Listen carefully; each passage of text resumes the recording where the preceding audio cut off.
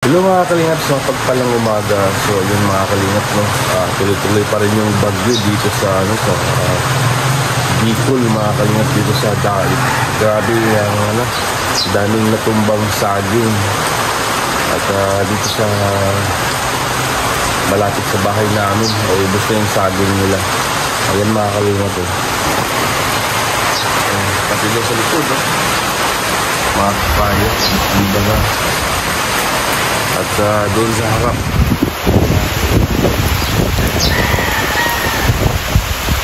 grabe yung bagyo, lakas ng hangin kagabi mga kalingap. Hindi ako masyadong nakatulog dahil sa lakas ng hangin. Buti matibay yung mga puno dito sa likod, hindi natumba.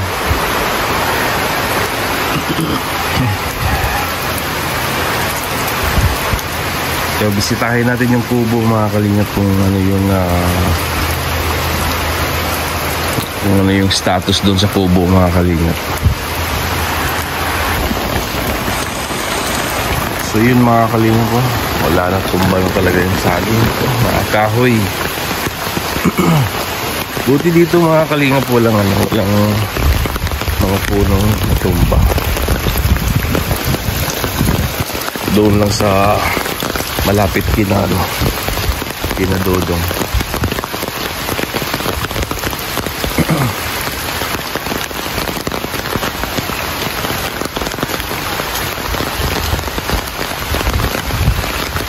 Ayan mga kalingap,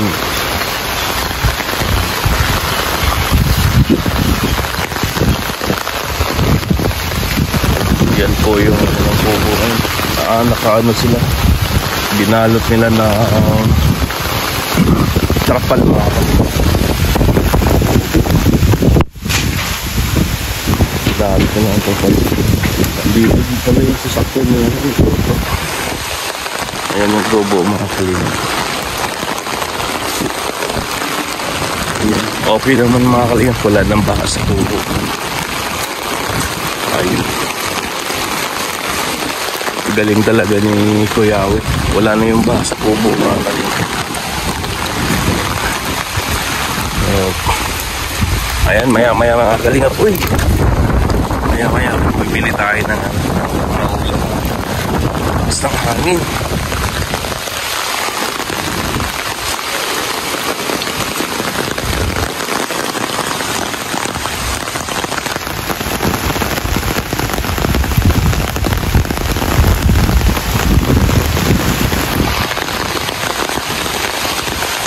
Tumba yung kawayan.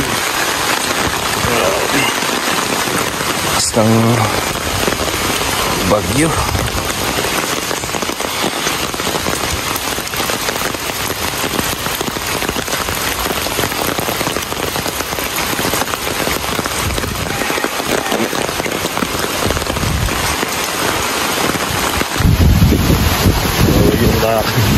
Malakas pa rin yung hangin. Lakas ng hangin kagabi. Hindi ako nakatulog masyado kasi makatumbal yung mga puno dyan.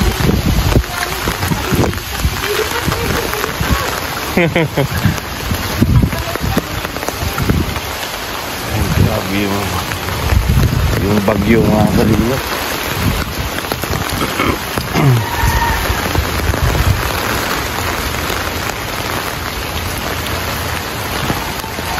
Bukas pala yung pinto nila dito.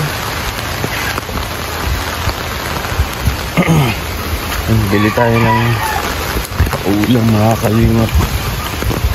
Wow, tumba yung mga saging dito. Sayang.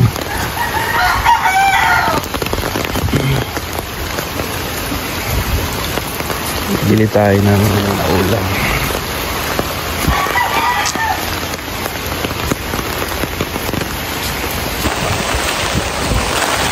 So yun mga kalingap. Oy, sira yung payong.